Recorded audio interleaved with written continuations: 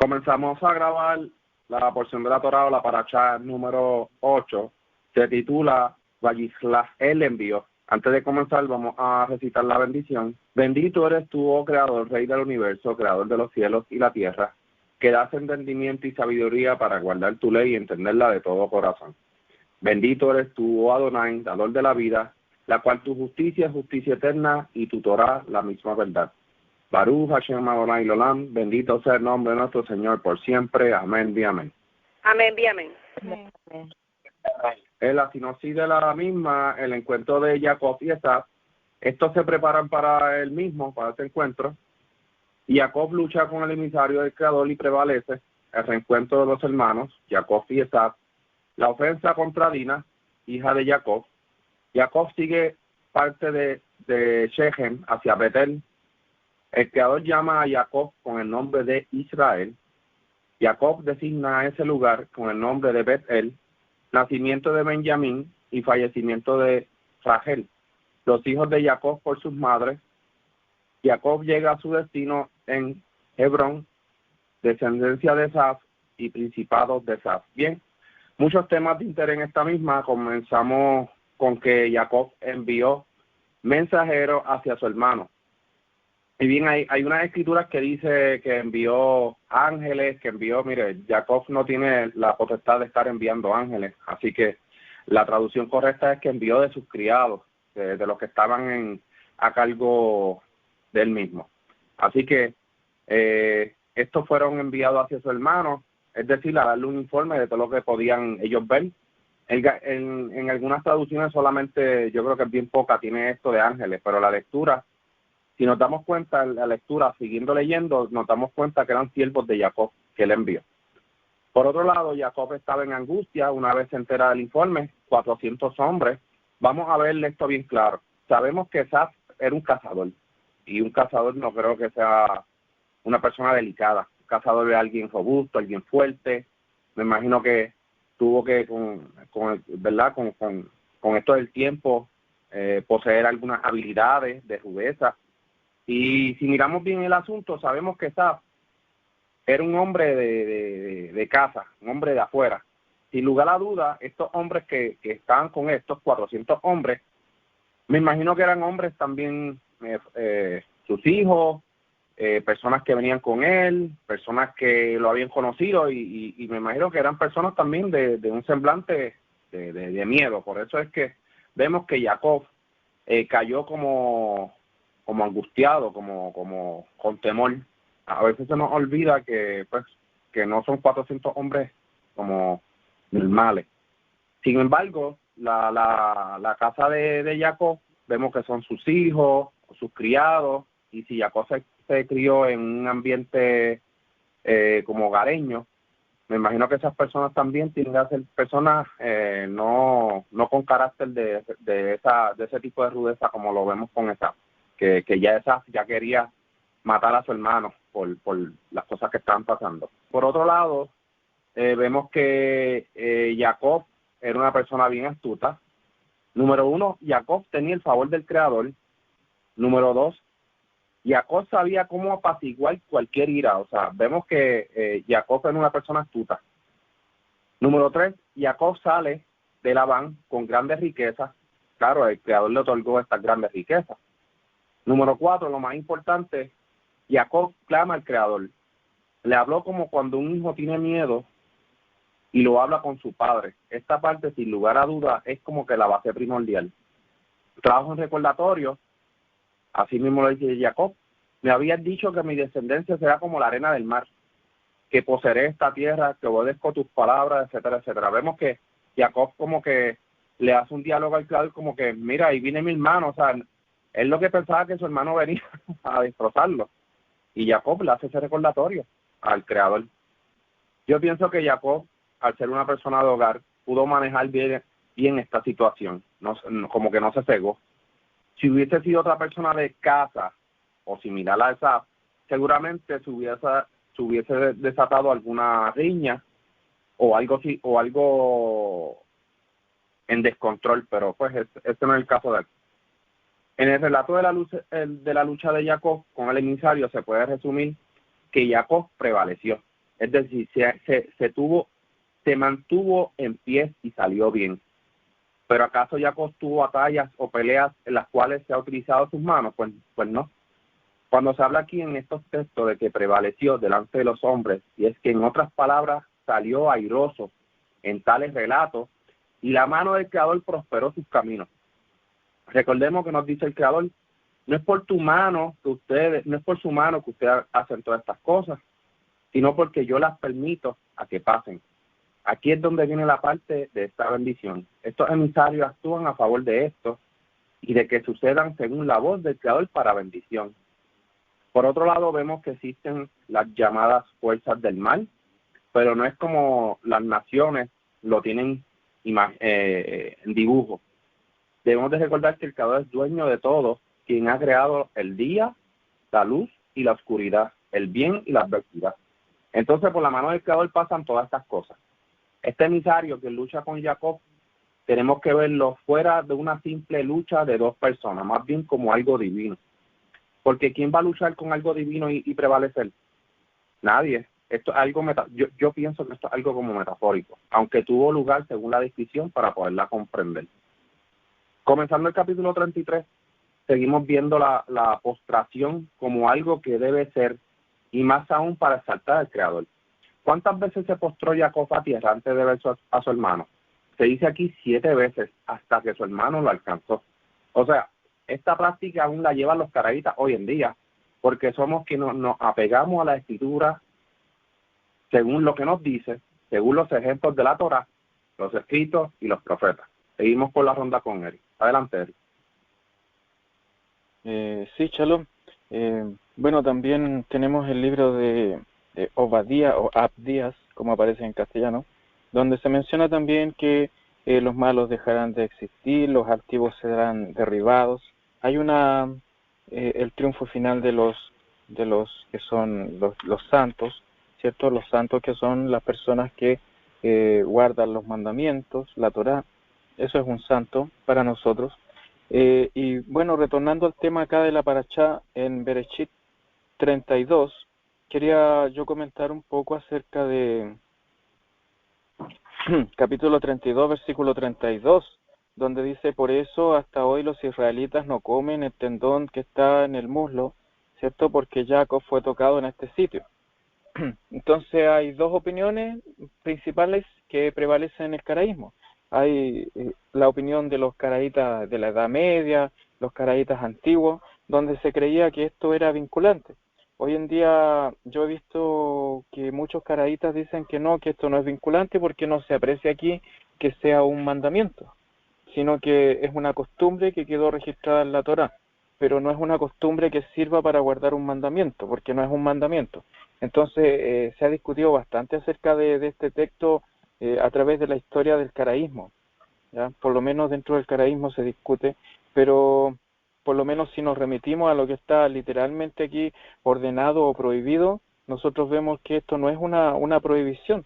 Entonces no debería una persona tener un juicio desfavorable si se come ese tendón o ese nervio de los muslos. Aunque también en los textos, digamos, de los caraítas antiguos, donde se habla de que hay que sacarle la sangre al animal, sacarle la arteria, dejarla en sal, lavarlo 3 veces la carne.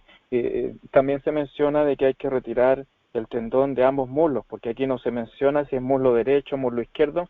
Entonces también es una costumbre para los matarifes caraítas, para el shochet, en retirar esos tendones. Pero bueno, por lo menos existen esas dos versiones y cada cual, ¿cierto?, tiene que ver, como no tenemos un profeta que le consulte al Eterno, entonces tampoco hay un sumo sacerdote que nos aclare si esto es o no es una misvá.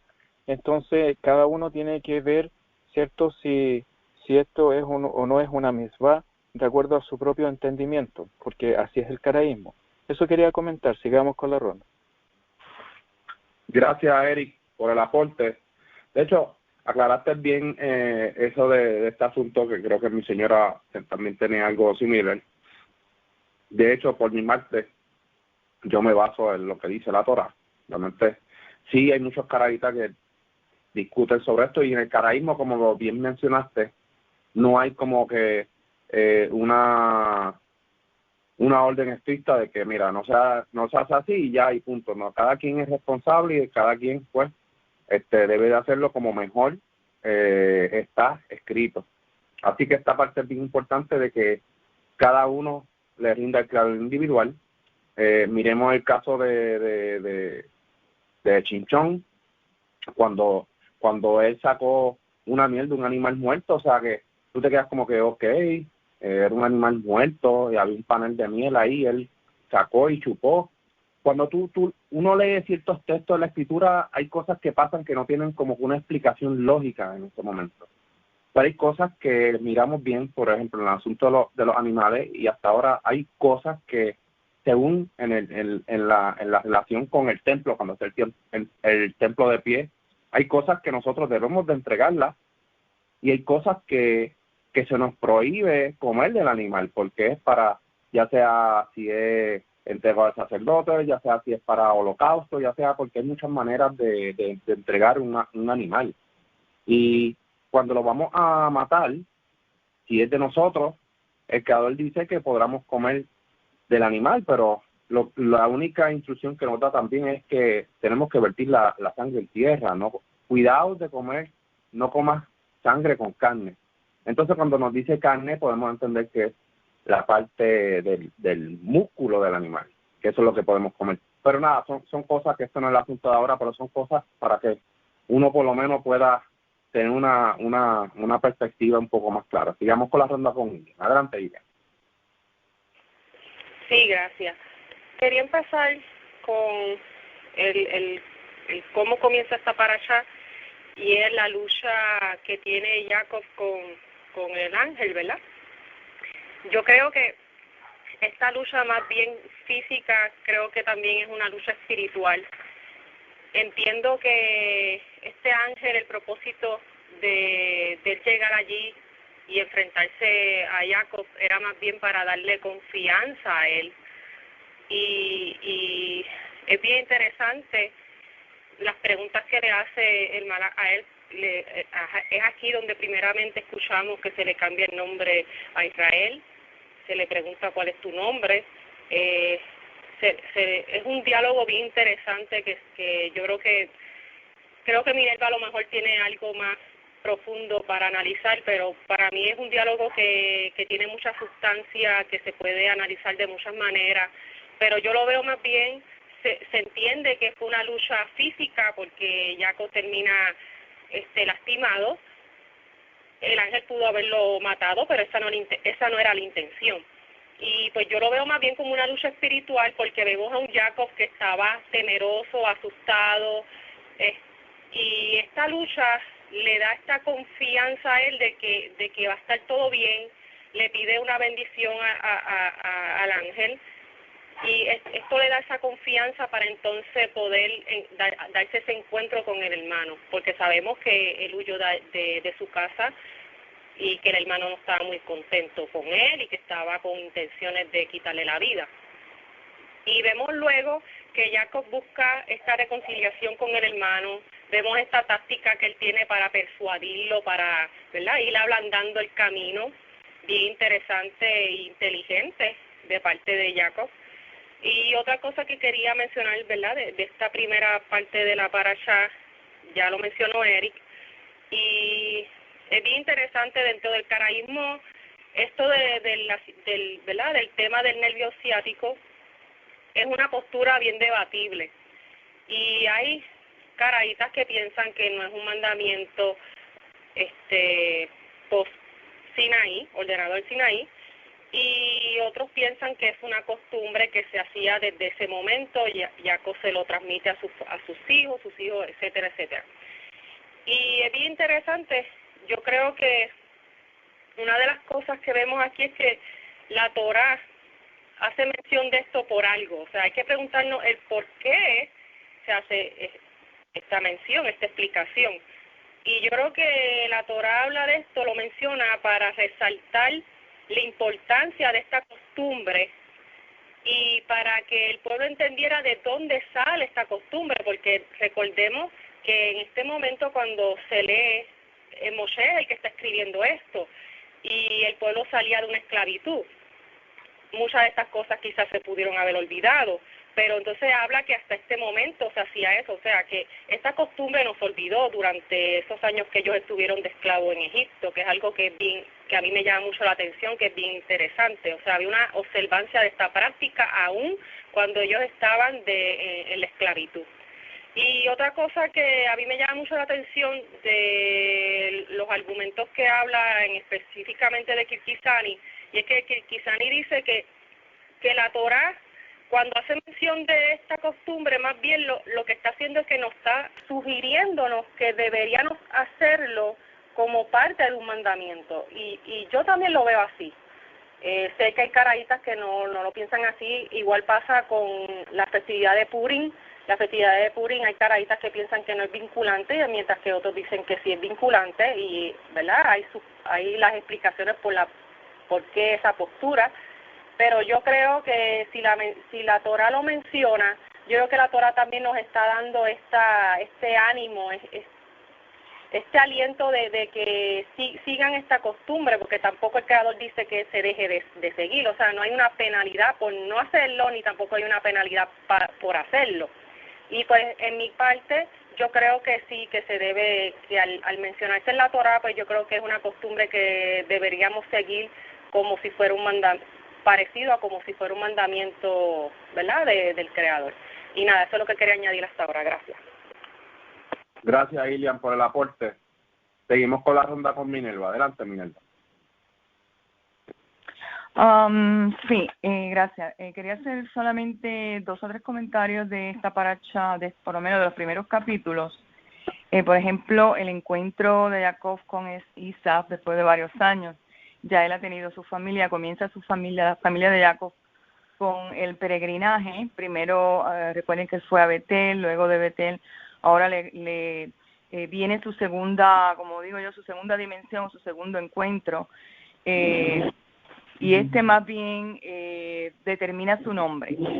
Este encuentro, al cambiarle su nombre, entiendo yo que tendría que ser un poco más fuerte. Aparte de que entiendo que tiene algo metafórico, sí hubo algo físico, porque incluso habla de la cadera de Jacob. Entonces sí, lo que ocurrió en el espíritu primero, espiritualmente, hubo una manifestación física para comprobar que sí hubo ese intercambio, para comprobar que hubo ese cambio o esa transmutación espiritual de quien era Jacob a quien va a ser ahora Israel. Y que verdaderamente él tiene que hacerle honor a este nombre. Israel dice que más bien quiere decir, te has vuelto grande. Esto viene una interpretación de uno de los Targum. Se ha vuelto un príncipe, y viene de la base de la palabra zar, entre los ángeles y el hombre. Otros dicen que ha peleado o ha luchado con un ser divino y lo has vencido. También otras interpretaciones dicen de este modo, la raíz de la palabra zar significa contender o luchar para vencer. Se relaciona también con la raíz zarar, es gobernar. De este modo, Israel significa el que será grande ante Elohim, o el que luchará con lo divino. Entonces sí, entiendo que tiene naturaleza tanto física como espiritual, y que hay señales físicas obviamente para darle honor a quien es Israel ahora. Entonces veremos después un intercambio de nombres. Muchas veces se habla de Jacob cuando se habla del Jacob físico, y muchas veces se habla Israel dijo, porque ya está hablando de la naturaleza divina o de la naturaleza profética que iba a ser quien iba a ser Israel. Por eso dice el 29, ya no se dirá más que tu nombre es Jacob, sino Israel, te has vuelto grande ante Elohim y el hombre y has vencido. Entonces luego vemos la aproximación con Isaac, luego de esta transformación espiritual, que creo que tuvo lugar antes de encontrarse con Isaac, para que entonces ese tipo de, digo yo, de esa fuerza espiritual que tenía Jacob, no iba a ser como Jacob, sino como Israel, para que entonces hubiese esas paces entre los dos hermanos. Luego la llegada a Shechem, y después voy a comentar algo sobre el caso de Dina. Pues gracias. Gracias, Minerva, por el aporte. Fíjense, yo veo como ese caso cuando le dice te llamarás tu nombre a Israel, lo veo ya como una cercanía de un pueblo. Eso es como yo personalmente lo veo, así que algo bastante interesante. También se le llama porque has prevalecido delante de los hombres. Así lo veo como un pueblo que prevalece delante de las naciones, y algo como bien interesante, una reflexión como mía personal. Sigamos con la ronda con Esi. Adelante, Esi. Shalom. Quería hablar, ¿verdad?, sobre la manera sabia en la que Jacob procede a hacer las cosas. Primeramente usa la justicia y la humildad, ¿verdad? La plegaria al Creador. O sea, él quería hallar gracia ante los ojos de su hermano. O sea, en pocas palabras, estaba ofreciéndole todo lo que él tenía. Él estaba diciendo, todo lo que es mío es tuyo. O sea, estaba buscando verdaderamente la manera justa de hacer las cosas. A veces la gente quiere usar la fuerza para arreglar las cosas, y quiere buscar maneras de resolver, pero no de la manera justa, ¿verdad? Como vemos aquí que lo hace Jacob. Yo pienso que él siempre quiso, ¿verdad? Y tenía las ganas de tener y llevar todas las cosas en paz con su hermano. Y ya que se tenía que dirigir allá, él tenía que cerciorarse de que eso sucediera, porque ya él no estaba solo, estaba con sus hijos, con su esposa, tenía que estar en paz, ¿verdad?, con su hermano. Y lo de la plegaria al Creador, eso nos demuestra tantas cosas a nosotros, ¿verdad? Porque se dirige hacia él hablándole, o sea, eres el Dios de mi padre y de mi abuelo, o sea, me dijiste que me volviera hacia mi tierra, a la parentela. O sea, él le está diciendo como que todo lo que tú me dijiste que yo hiciera, yo lo he hecho, y tú me has hecho o sea, me has prometido unas bendiciones, y yo necesito que tú me protejas ahora mismo, porque él tenía mucho miedo. Entonces, en nuestras vidas, ¿verdad?, cuando vemos las dificultades, tenemos que tomar este ejemplo, o sea, siempre buscar la justicia, la humildad y el favor del Creador, o sea, la plegaria siempre al Creador es muy importante. Y también quería añadir que es muy interesante, ¿verdad?, porque Jacob es un luchador desde el vientre de su madre. Yo le he dicho esto a muchas personas. Está luchando desde el vientre de su madre por la primogenitura, y en ese momento no lo logra, pero más adelante vemos que es un hombre que sabe lo que quiere y que lucha por eso, ¿entiendes? Y lo consigue. Y aquí pues volvemos a verlo luchando, y esta vez con un ángel. Y tú dices, wow, y consigue obtener la bendición. Podemos verlo, ¿verdad?, hoy día, como el pueblo de Israel ha sido herido muchas veces, pero siempre se levanta luchando, y el Creador guarda sus promesas con el pueblo. Y pues nada, eso era lo que quería añadir. Gracias, Esi, por el aporte. Hoy en día vemos que muchas personas que saben del Creador pueden tener miedo. Y mira, eso es normal, porque ¿cuántas veces Jacob le dijo lo mismo? O sea, primero fue cuando hizo el primer derramamiento de aceite en la piedra, que el Creador lo escuchó, y ahora vuelve otra vez y le hace un recordatorio. El mismo Eliyahu, cuando huye, que tiene miedo de que lo maten. O sea, es normal el miedo. El miedo es algo normal en nosotros. Y que podamos recordar al Creador, mira, yo estoy en tus caminos, y si he sido delante de ti de agrado, por favor, o sea, todas estas cosas que uno puede hablar con el Creador y que uno ha hecho delante del Creador que sean rectas, el Creador nos puede escuchar, y eso es normal. El miedo es algo normal. Voy a pasar, si alguien quiere dar un aporte de los que están escuchando, porque sé que tenemos una línea por Telegram, y sería bueno si alguien de los que está escuchando quiere darle algún aporte. ¿Alguien quiere dar algún aporte en esta ronda? Bueno, seguimos. Entre datos interesantes, la cual vemos cómo hacen estos líderes de esta tierra con la hija de Jacob, Dina, vemos como los hijos de Israel ven este asunto. Una violación y un tratado como de ramera. Vemos eso que para la conducta de los hijos de Israel es algo detestable. Esto no podía estar pasando ni poderlo permitir. Es por eso que el Creador actúa a favor de ese plan. En el tercer día, cuando la circuncisión está en su máximo dolor en estos hombres, mataron a estos hombres de la ciudad y los despojaron. Aunque Jacob tuvo temor por su vida y por lo que podía pasarle más adelante. Sus hijos le recordaron el grave mal. Vemos que los hijos le dicen, pero mira lo que ellos hicieron con nuestra hija, la deshonraron, la violaron, la trataron como una ramera, eso también lo vamos a permitir. Pero el Creador también actuó a favor de ellos. El Creador estuvo con ellos y le dio temor a estos pueblos que estaban a su alrededor. Mira qué cosa más interesante. El Creador también les deja saber lo que tenían que hacer. Luego de que ellos parten de Shechem y se encamina hacia Betel, esto es lo que dice el capítulo 35. Dice, entonces dijo Jacob a su familia, a todos los que andaban con él, porque me imagino que a todos los que andaban con él también se refiere a los que tomaron del lugar de Shechem. Descarten los ídolos extraños que estén con ustedes, o sea, en el saqueo de Shechem. Purifíquense y cámbiense en su ropa. O sea que aquí había una manera ya de entendimiento de purificarse. ¿Cuál es? Pues ya sabemos que es agua. Levantémonos y subamos a Betel. Allí haré un altar a Elohim, quien me respondió en el día de mi desgracia y estuvo conmigo en el camino que recorrí. Entonces le entregaron a Jacob todos los ídolos extraños que tenían en su poder y los aros que tenían en sus orejas. Jacob lo escondió bajo el olmo que estaba próximo a Shechem. Comenzaron su viaje, o sea, lo dejaron en un lado y comenzaron su viaje.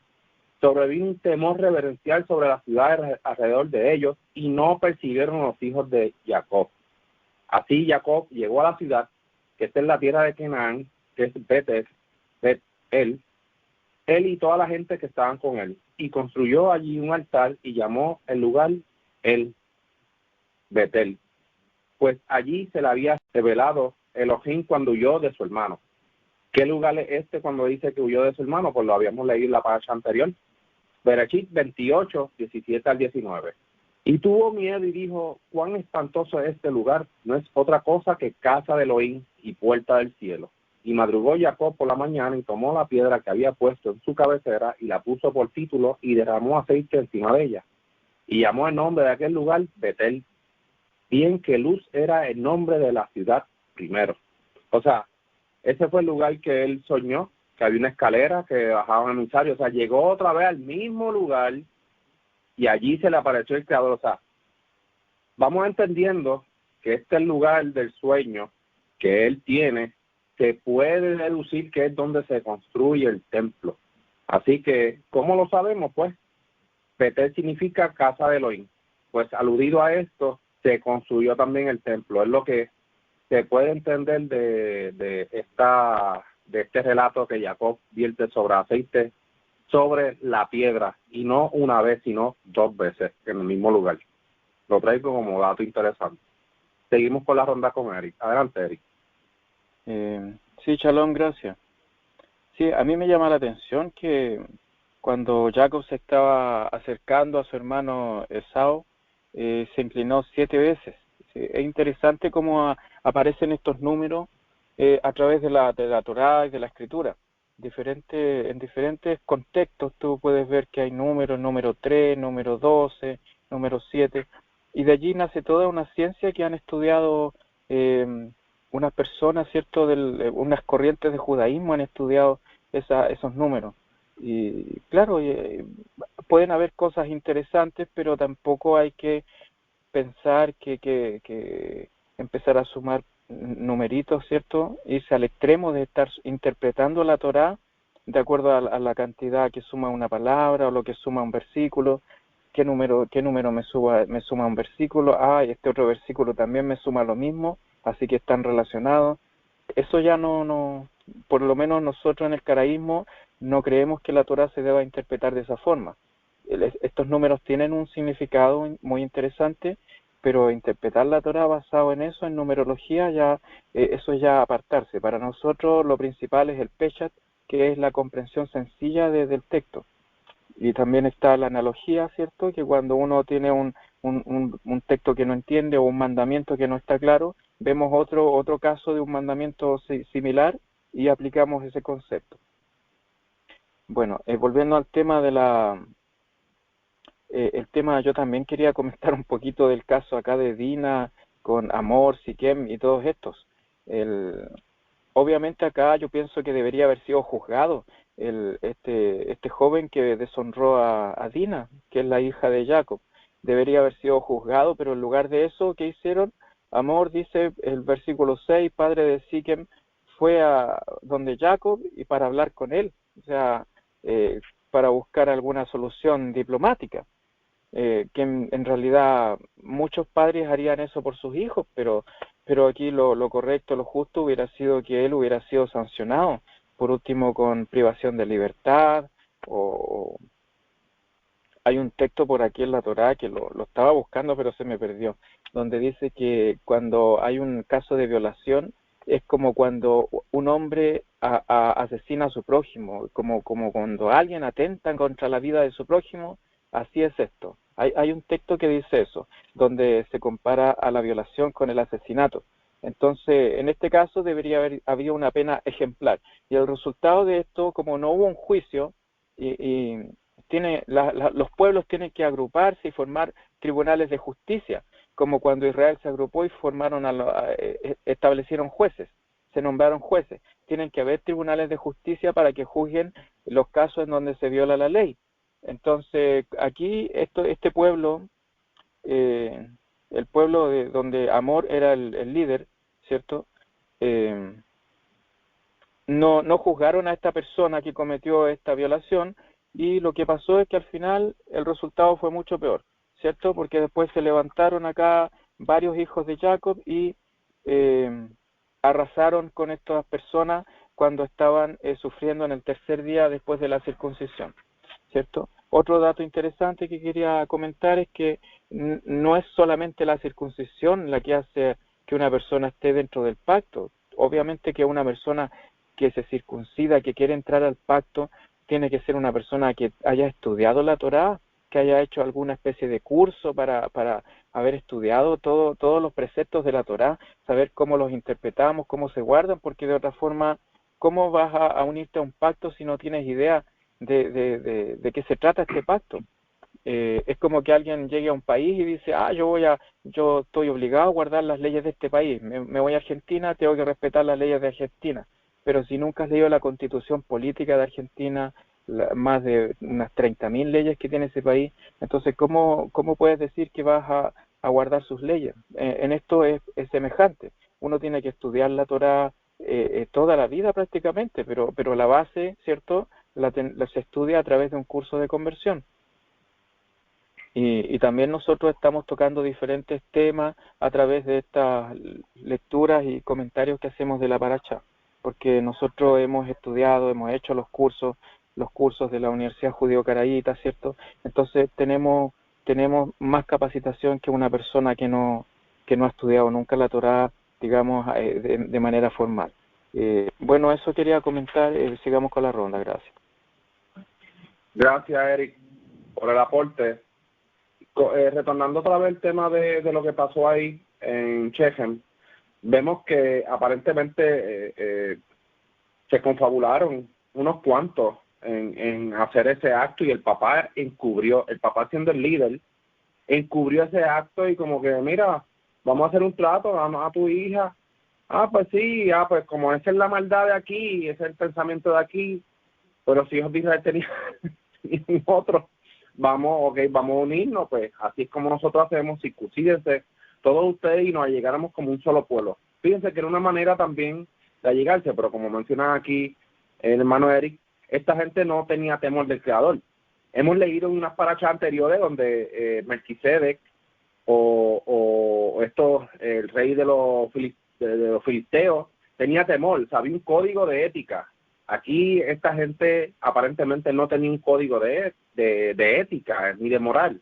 O sea, confabularon en cuestión de hacer un mal, y ese mal fue a una de las hijas de Jacob, y yo creo que le salió bien mal la jugada. Así que empezaron con el pie izquierdo, y menos con un pueblo que ya sabía, era un pueblo de entendido, que sabía de códigos de leyes, de moral y de justicia. Por eso fue este juicio, y el Creador los bendijo en lo que hicieron, porque este pueblo hizo mal. Sigamos con la ronda con Ilian. Adelante.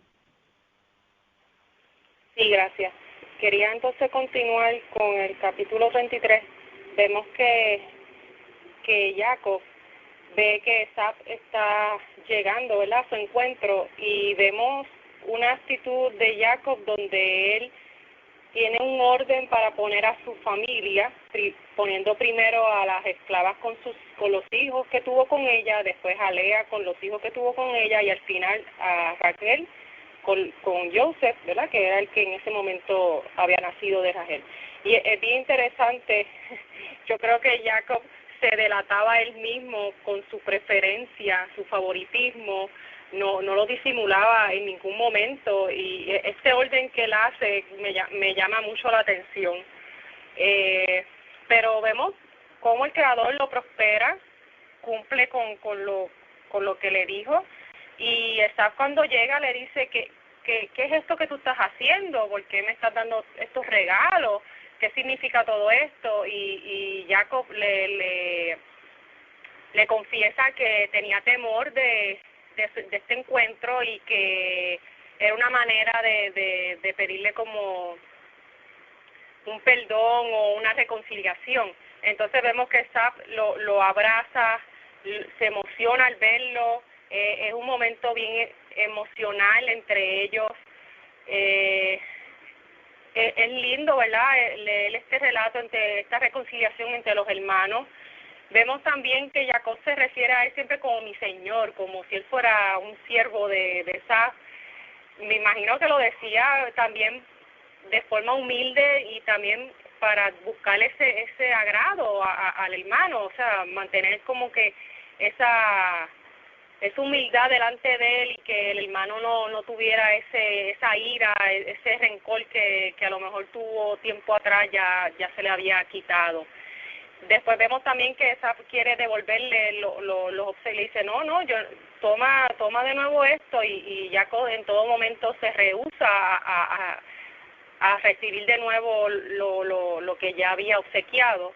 Es algo bien interesante también que me llama mucho la atención de Jacob, que siempre tenía como que esa conducta, también una conducta que se ve en el padre de ellos, que cuando no recibían como nada de nadie, sino que todo lo que tenían era gracias al Creador, que los había prosperado, y por su trabajo. Otra cosa bien interesante que menciona aquí es que menciona que Jacob subió a Sucot. Sabemos que Sucot se menciona más adelante, porque Sucot es el lugar donde la primera parada que hacen los israelitas cuando salen de Egipto, y Sucot es un lugar al este de Jordán, y es bien interesante, ¿verdad?, que aquí se mencione. Entonces luego pues ya vemos lo que ya han estado hablando sobre la llegada a este lugar donde está este jefe, se puede decir como gobernante, Amor. Vemos que el hijo de él se obsesiona con la hija de Jacob, que tuvo con Lea. Es bien interesante ver cómo este hombre no tenía control de sus impulsos, tomó a esta mujer a la fuerza, algo que es despreciable ante los ojos del Creador. Y sí, confirmo lo que Eric comentó. Ahora mismo también lo estaba tratando de buscar, pero no me dio tiempo, pero hay una cita donde dice que la penalidad por violación es la muerte, porque es comparado también como si le estuvieras quitando la vida a esa víctima. Y es bien interesante ver ¿verdad?, entender que cuando tú violas a una persona es como si le estuvieras matando. Yo creo que esta muerte sería como una muerte espiritual. Están matando el espíritu de esa persona al tomarla a la fuerza. Y vemos también cómo Amor quiso minimizar el pecado de su hijo, y quiso como que adelantarse a la represalia de la familia por la familia de Dina, y vemos entonces que rápido llega a donde Jacob, hacen este acuerdo. Jacob se ve que es una persona que siempre evitaba los confrontamientos, era una persona pacífica, a él no le gustaba la pelea. Eso es lo que es una característica que veo de Jacob. Entonces vemos que Jacob hace ese acuerdo, pero los hermanos de Dina se molestan y dicen, no, espérate, pero es que lo que acaba de hacer este hombre está mal, y tras que está mal también quiere casarse con nuestra hermana, ¿no? Nosotros tenemos que hacer algo. Hacen lo que, ¿verdad? Hacen justicia, el Creador los prospera, está con ellos, o sea que esa justicia también es aprobada por el Creador. Jacob igual no entiende lo que está pasando y tiene temor porque pues entiende que puede haber represalia de otros pueblos que escuchen lo que ellos hicieron y los ataquen, pero el Creador, como estaba con ellos, ¿verdad? Hace que los pueblos tengan temor de Jacob y su gente, los cuida a la salida y a la llegada, ¿verdad? A donde regresan, que regresan ¿verdad? A la casa regresa a la casa de su padre. Y es bien interesante ver cómo la justicia aquí se emplea. Vemos que son hombres justos, temerosos del Creador, los que implantan esta justicia, los hermanos de Dina. Y a mí, esta parte a mí me encanta ver la justicia cumplirse. Creo que es algo, en los Salmos dice que el que es justo se alegra cuando la justicia se ve ante nuestros ojos, es algo que es de alegrarse. Para el justo es algo de alegría ver justicia.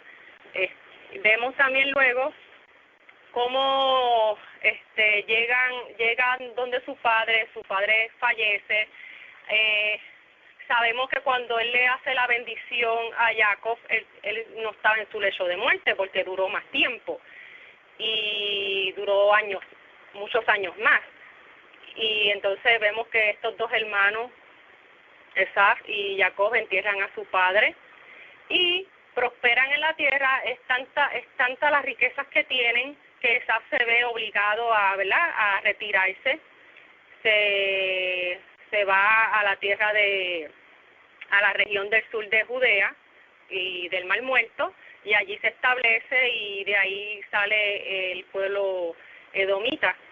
Y es bien interesante, ¿verdad?, ver esta descendencia de Esaf y cómo se establecen en esta área, y ver también cómo la justicia se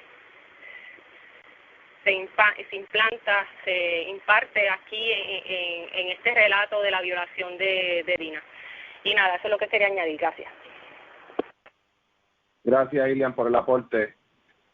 Y hablando de eso, ¿verdad?, cómo el Creador hacía ver que Israel era un pueblo que andaba con el Creador sobre estas naciones. Y ya yo me hago una ilusión y yo digo, diache, estos pueblos cuando veían a Israel pasando decían, muchacho, no te metas con este pueblo porque estos pueblos son peligrosos. Esta gente puede matar a cualquiera. Muchacho, esta gente, muchacho, no te metas con esta gente. Me imagino que ese temor, porque pues estas naciones tenían el desconocimiento del Creador o conocían el Creador por otra vía.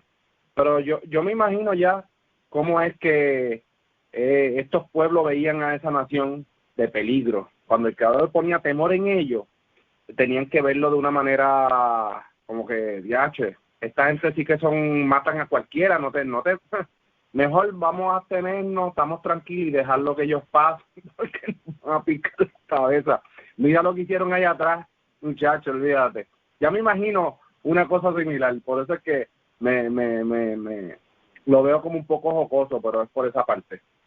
Así bastante interesante. Eric compartió el capítulo de, creo que es de Barín, si alguien después lo quiere mencionar, de Barín 22-26. Sigamos con la ronda con Minerva. Adelante, Minerva.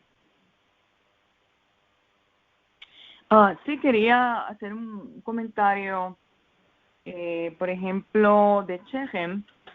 Estaba leyendo yo que Shechem era en ese momento un grupo de ciudades y que Hamor era el que gobernaba ese grupo de ciudades, eran como unas pequeñas ciudades de confederadas.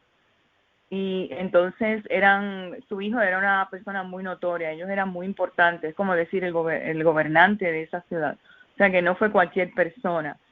Entonces también se dice que en estos pueblos, en estos países, en estas regiones, habían como cierta costumbre de verlo así como cierta inmoralidad que tenían, que violaban a las vírgenes. Entonces, Dina dice los comentarios que solamente tenía 12 años, prácticamente a la mentalidad de nosotros es como una niña. Entonces, ¿por qué la razón de que él tuvo que negociar? Porque dicen que ellos mantuvieron a Dina prisionera.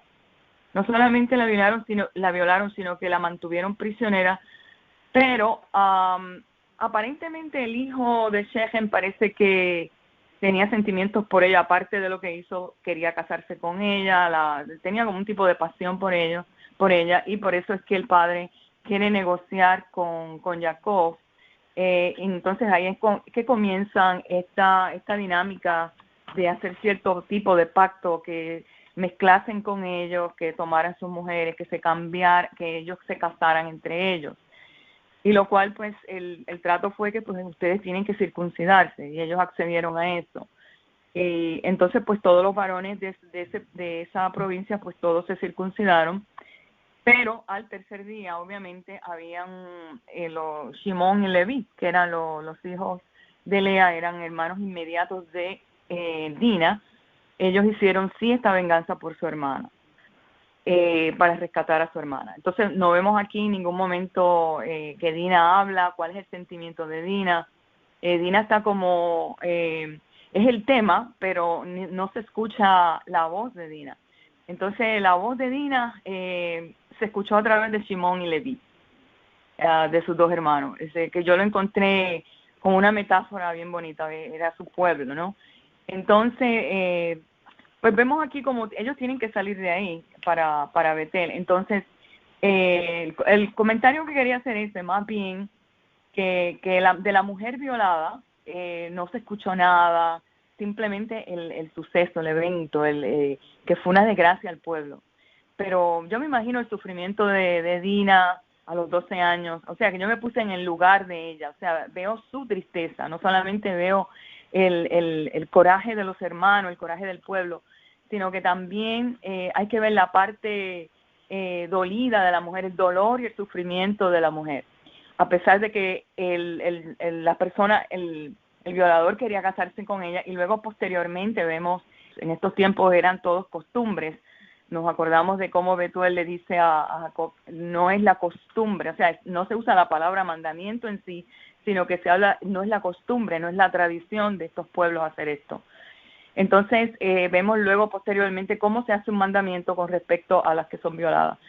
Pues nada, eso es lo que quería añadir, traer la voz de Dina, presentar la voz de Dina, en otras palabras, que está ausente, como parte de toda esta dinámica. Gracias. Gracias, Minerva, por el aporte. De hecho, hablando de la costumbre, también Labán le deja saber la costumbre a Jacob. No es la costumbre aquí darte la menor, sino la mayor primero. Entonces, en el caso de ciertos hermanos del judaísmo, también hacen como que la mayor es la primera que se tiene que ir. Entonces, vemos que son como costumbres y no son como mandamientos. Así que, gracias por ese dato de traerlo a la mesa. Seguimos con la ronda con él. Y adelante. Pues nada, quería añadir algo rapidito, ¿verdad? Sobre el emotivo reencuentro de los hermanos. Vemos, ¿verdad?, cómo la mansedumbre de Jacob da frutos, y obviamente el favor del Creador con él. Se encuentran, y mira cómo dice Jacob, le dice, porque he visto tu rostro como si hubiera visto el rostro de un ángel. O sea, yo sigo sosteniendo que verdaderamente él, o sea, más allá de que tenía que pasar por esas áreas y reencontrarse allí, ¿verdad?, con él, tenía que tener todo en paz con su hermano. Era algo que él deseaba desde siempre, porque, bueno, Uno nunca se olvida de su hermano, los hermanos son hermanos, siempre hay amor, ¿verdad? No importan las cosas que sucedan. Y pues es muy lindo, es muy emotivo que todo, ¿verdad?, te pudiera llevar a cabo de esta manera, en paz y en amor entre ellos, ¿verdad? Y pues nada, eso era lo que quería añadir. Gracias, Esi, por el aporte. ¿Alguien de los que está escuchando quiere dar algún aporte? Bueno, ¿alguien quiere dar algún aporte final? Eric. No, gracias, yo ya comenté, digamos, sigamos con la ronda, ¿no? Gracias, Eric. ¿Algún aporte final, Ilian? Sí, quería mencionar que lo que acaba de decir cuando Jacob dice que es como de ciertamente como si hubiera visto el rostro de Elohim, yo creo que él lo dijo de forma metafórica por el sentido de que se cumplió lo que el Creador le había prometido, de que no le iba a pasar nada, que lo iba a guardar de todo peligro. Y el acto de que el hermano lo abrazara, lo besara, esa alegría, pues creo que fue algo como metafórico. Otra cosa que quería mencionar es que algo que mencionó Minerva, dice que los hermanos de Dina, después de atacar de atacar a la ciudad, ellos la rescatan a ella, o sea, antes de la circuncisión se puede entender que ellos la tenían a ellos como de prisionera, y es por esto que quizás Jacob aceptó este trato de que se casara con el hijo de Amor. Y es interesante también otra cosa, que cuando ellos se retiran de allí, Jacob le dice, tienen su ídolo, etcétera, etcétera. Yo creo que aquí él está hablándole a las personas que sobrevivieron al ataque, porque yo entiendo que aquí Simeón y Leví no atacaron a todo el mundo allí, sino a ciertas personas, me imagino de los que eran los príncipes, el gobernante, los guardias que estaban que era la seguridad ¿verdad? De estas personas de alto poder. Yo creo que a esos fueron los que ellos atacaron, y luego entonces las personas del pueblo que entonces sobrevivieron se unieron a Jacob y huyeron de allí. Y creo, ¿verdad?, esa es mi interpretación, porque dice que él pidió a que se deshicieran de su aro, de sus pendientes, de sus ídolos, etcétera. Y nada, eso es lo que quería, ¿verdad?, esos detalles quería añadir a la parasha. Gracias. Gracias, Ilian. ¿Algún aporte final, Minerva? Sí, no, me llama la atención que también menciona la muerte de Débora, la nodriza de Rivka, que fue muy importante también en el nacimiento de este pueblo, y como ella dice fue enterrada en el valle de Betel. Y también creo que ocurre luego la muerte de Rachel. Más adelante Rachel muere y se fue enterrada en el camino de Efrat, conocido ahora como Bethlehem, y ayer hizo un monumento sobre la tumba de ella. Nada, con cosas importantes como las matriarcas también son importantes históricamente ellas también forjaron este pueblo, a nivel de que la menciona Débora, que fue la nodriza de Rachel, y luego muere Rachel. Nada, eso es lo que quería añadir. Gracias. Gracias, Minerva, por el aporte. Bueno, yo quería añadir esto, que es de lo que estaban buscando ahorita y no se hallaba. Eric fue que lo compartió, lo voy a leer. Ilian también compartió algo. De Barit 22, del 22 al 27. Dice, cuando se sorprende alguno echado con mujer casada, con marido, ambos morirán, el varón que se acostó con la mujer y la mujer. Así quitará el mal en medio de Israel.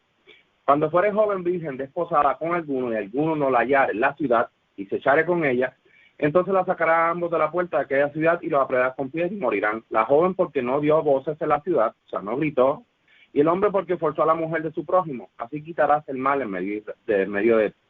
Más si el hombre halló a la joven desposada en el campo, aquí viene una diferencia, en el campo, y él la tomare y se echare con ella, morirá solo el hombre que con ella se habrá echado, y a la joven no harán nada. No tiene la culpa la joven de muerte, porque como cuando alguno se levanta contra su prójimo, y le quita la vida. Así es este caso, porque él la halló en el campo, ella dio voces desposada y no hubo quien la librase. Así que estos son los datos que se estaban buscando ahorita y se hallaron para que quede grabado aquí en esta paracha.